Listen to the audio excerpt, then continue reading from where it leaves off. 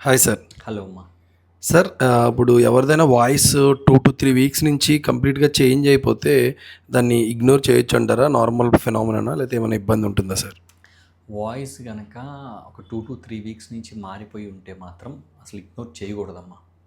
So, if it is more than 3-4 weeks అలా voice ఉంటే గనక మనము ఒకసారి వచ్చి టెస్ట్ చేయించుకుంటే ఎండోస్కోప్ వేసి చూస్తాము. వోకల్ కార్డ్స్ గనక మూవ్‌మెంట్ బావుండి వాయిస్ చేంజ్ ఉంటే గనక కొన్ని రకాల మెడిసిన్స్ పెడతాం. అదే గనక వోకల్ కార్డ్స్ అంటే స్వరపేటిక మీద ఏమన్నా కణితులు గానీ ఇట్లాంటివి ఏమన్నా ఉంటే గనక వాయిస్ రెస్ట్ ఇచ్చి కొన్ని మెడిసిన్స్ పెట్టి చూస్తాం. కొన్ని రకాల క్యాన్సర్స్ కూడా ఉంటాయమ్మా.